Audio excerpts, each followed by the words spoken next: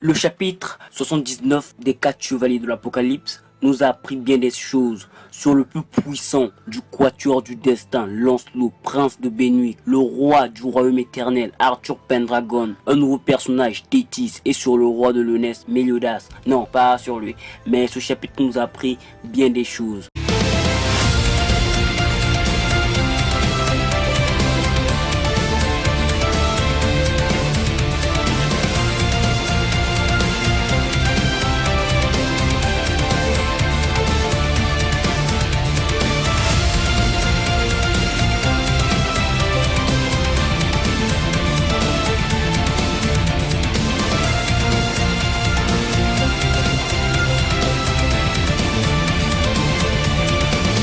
Salut les bros, ici Big Bonga, j'espère que vous allez bien, car ça va. Alors aujourd'hui, nous nous retrouvons pour parler plus en détail du chapitre 79 du manga des 4 chevaliers de l'Apocalypse. Non, plutôt pour analyser les événements et théoriser sur certains événements. Et je vais aussi essayer de répondre à la question suivante. Est-ce que Lancelot pourrait-il vraiment battre le roi du chaos, Arthur Pendragon? Donc, pour soutenir la chaîne, laissez un gros pouce bleu sous cette vidéo, partagez-la, abonnez-vous pour suivre avec moi les 4 chevaliers de l'Apocalypse au cours de cette quête périlleuse, et laissez-moi votre avis sur cette vidéo et sur les prochains événements qui pourraient peut-être se produire en commentaire. Rejoignez le Discord et mon Twitter si vous avez maté d'autres de mes vidéos, vous savez pourquoi, car c'est grave chiant de le dire à chaque fois, excusez-moi. Mais si vous ne l'avez pas encore fait, et bah j'ai mis la playlist concernant toutes ces vidéos concernant le manga en description, donc allez mater si possible, ou bien allez juste faire les touristes sur mon Twitter et aussi le Discord. Déjà, ce chapitre a juste servi de chapitre de division. Après tout, est-il logique que Lancelot soit assez puissant pour battre le roi du chaos, Arthur Pendragon? Je vais essayer de répondre à cette question au cours de la vidéo. Mais avant, parlons d'abord d'un personnage très important qui peut bien sûr être connecté à cette bataille de près ou de loin, entre guillemets, à la défaite d'Arthur. Car après quelques mentions, nous avons finalement eu la première apparition de Thétis, mage actuelle de Lyonesse. Et visiblement, elle semble être très jeune. Et perso, je crois qu'elle a le même âge que les calamités. Et avec son apparition, plusieurs personnes ont directement pensé à une possible résurrection de Derriéré, qui est soutenue par certaines discussions, avec la première discussion qui vient d'un événement récent. Parce que vous vous rappelez bien qu'Arthur a montré aux habitants de Lyonesse le royaume éternel avec des êtres chers à leurs yeux. Là où nous avons eu plusieurs personnes, d'anciens mangas de Nakaba et autres. Mais ces gens représentent des êtres chers à tous ceux qui les ont aimés au moins une fois dans leur vie. Nous avons même eu Perceval qui va voir son grand-père. Mais la personne qui a vraiment tiré l'attention des spectateurs fut bien évidemment Monspeed, car il est apparu avec les êtres chers. Donc cela ne peut signifier qu'une chose, quoi, et bah que la résurrection de Derriéré se trouve probablement à Lyonesse. Sinon je ne vois personne d'autre qui attend éperdument Monspeed. Et c'est devenu de plus en plus vrai juste après 2 chapitres avec l'apparition de Thétis. Et la seconde discussion s'est plus portée sur le spin-off, là où on nous présente les personnages populaires de l'œuvre. Et l'un de ces personnages est Derriéré elle-même. Et regardez vous-même comme cela a été méticuleusement inspiré, principalement avec le style de vêtements qu'elle porte. Mais finalement, trouver la réponse juste est bien difficile. Mais selon moi, ça aurait du sens qu'elle soit la résurrection de Derriéré. Car dans Natsu no Taizan, nous avons eu une Derriéré qui n'avait aucune aptitude pour la magie, même si elle avait le pouvoir du combo. Je m'en fous, je m'en tape, je vous dis. Perso, je crois que ça aurait du sens, et ça aurait d'autant plus de sens si elle était la fille de Viviane et Dreyfus. Pourquoi Dreyfus? Et bah parce que Viviane était éperdument tombée amoureuse de lui, putain. Et je dis cela car il est toujours bon de rappeler qu'après Merlin, c'est Viviane qui était le mage le plus puissant de Lyonesse ou de Britannia en termes de connaissances magiques. Donc ça serait cohérent d'avoir une héritière qui pourrait empêcher sa mère d'avoir un face-à-face direct contre Merlin. Et pour le peu que nous avons eu de Thétis, je peux vous dire qu'elle semble être une grande promesse, si bien sûr l'auteur ne bousille pas tout. Et je vous répète qu'elle peut directement influer sur la bataille contre Arthur, et peut-être dans pas longtemps. Ouais, donnez-moi votre avis en commentaire. Alors déjà, le petit renard que nous avons eu au tout début de l'histoire nous teasait déjà qu'il était fort. Et c'est d'autant plus vrai car en un seul chapitre, Lancelot a apporté un retournement et a même réussi à dominer le roi du chaos, Arthur Pendragon, le némésis des 4 chevaliers de l'Apocalypse, tandis que Perceval et Tristan n'ont même pas pu approcher Arthur, indiquant ainsi un écart gigantesque de puissance de Lancelot par rapport aux autres calamités. Alors, la réponse accrue de Lancelot pourrait-il battre Arthur?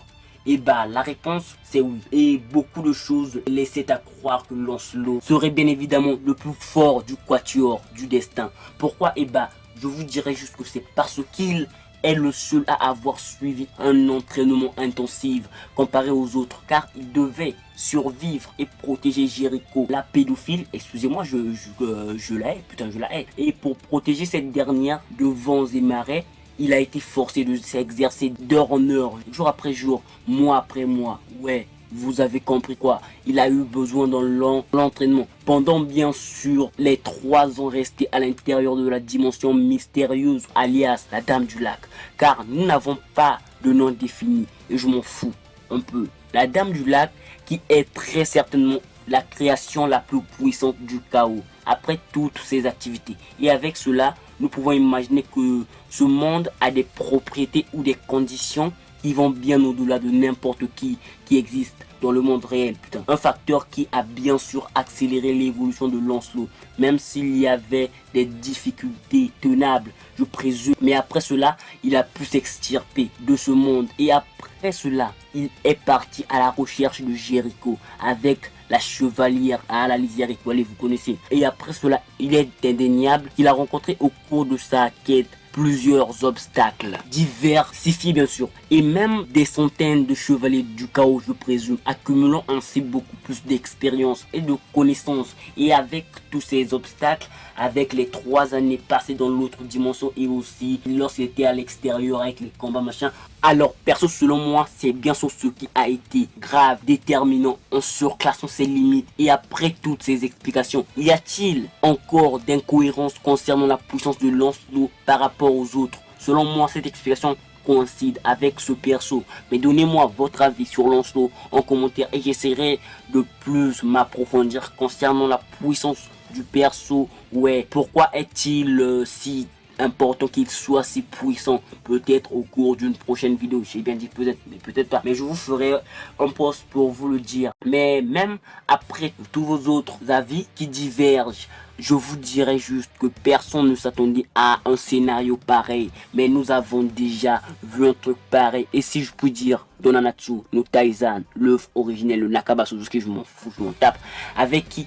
Et bah avec le roi du royaume éternel, Arthur Pendragon, lorsqu'il avait extirpé Excalibur de sa pierre, et avec l'humiliation de courte durée qu'il avait infligé à Meliodas, Zeldris, Cusack et Chandler. Mais lorsque nous sommes plus avancés dans le combat, et bah il s'est pris une raclée et il s'est même fait tuer. Ouais, nous n'avons eu que des rebondissement sur rebondissement surprenant, et il a fallu beaucoup de temps avant que le jeu ne tourne en la faveur des démons, ce qui a juste été masterclass selon moi. Et selon moi, l'auteur veut peut-être suivre le même ordre narratif avec ce qu'il nous montre, avec le nom du prochain chapitre qui nous dit clairement que le combat continuera. Donc avec cela, je peux penser à certaines possibilités concernant Arthur, qui selon moi n'a pas que pour seul but de ramener les habitants de Lyonesse au hasard juste comme ça,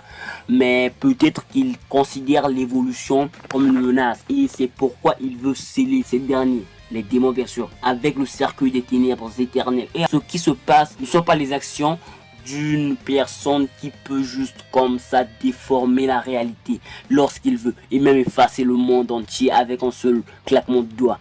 Donc la question sur Lancelot demeure toujours ainsi, car il ne prend certainement pas ce combat au sérieux, car peut-être qu'il manque tout simplement de pratique après avoir passé près de 2 décennies cloîtré à Camelot, ce qui lui a fait rouiller, et il utilise sans aucun doute son pouvoir pour pouvoir continuer à cacher Camelot. Et déjà, je vous le dis, il ne maîtrise pas l'infini, il n'a pas le pouvoir de l'infini, donc son pouvoir magique s'épuise, même s'il a un pouvoir colossal, et peut-être qu'il a utilisé trop de magie pour protéger son royaume. Alors voilà pourquoi il est aussi surclassé. mais ça reste d'autant plus très étrange, à moins qu'il contrôle parfaitement la situation. Car ici, nous ne matons en fait qu'une sorte de distorsion, une illusion quoi, créée bien sûr par le pouvoir du chaos. Car je vous répète que peut-être qu'Arthur a pu contrôler le pouvoir du chaos venant de Kat, car le pouvoir de Kat était juste le pouvoir du chaos lui-même. Donc voilà peut-être ce que voulait nous montrer ce chapitre en nous montrant juste un Lancelot pareil.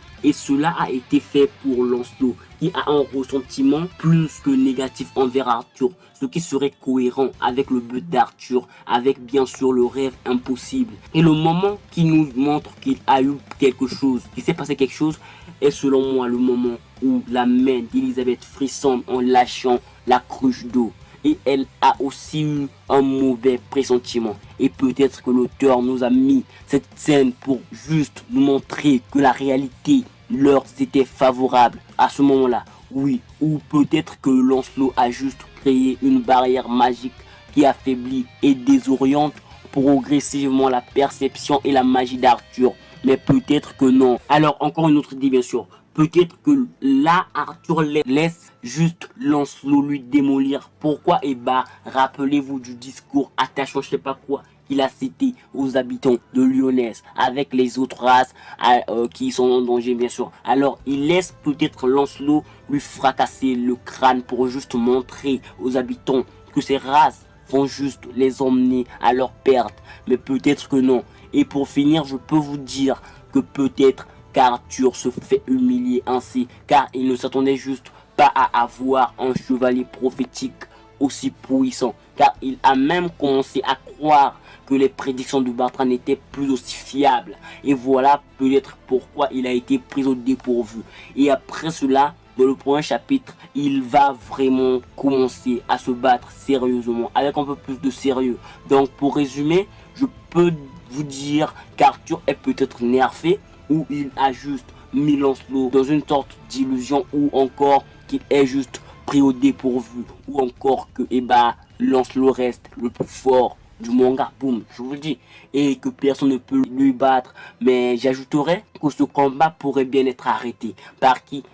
Par Guenièvre, qui arrivera pour tasser les choses en disant à Arthur de rentrer. Car ce dernier est plus intéressé par la recherche de son épouse que par les chevaliers prophétiques. Oui, je vous le dis, mais l'avenir nous le dira avec la sortie du prochain chapitre qui sera peut-être aussi cool que ce chapitre. Et en fait, j'ajouterai pour finir clairement la vidéo que ce qui m'a semblé étrange est l'attachement que Lancelot porte à l'épée d'Arthur. Peut-être que c'est juste pour nous teaser la dernière épée de Lancelot, car toutes les épées qu'il utilise sont toutes détruites. Ouais, se détruisent tous. Donc avoir une épée qui se régénère à l'infini serait juste, selon moi, cohérent avec le perso. Mais peut-être que c'est juste des conneries. Je m'en fous, excusez-moi.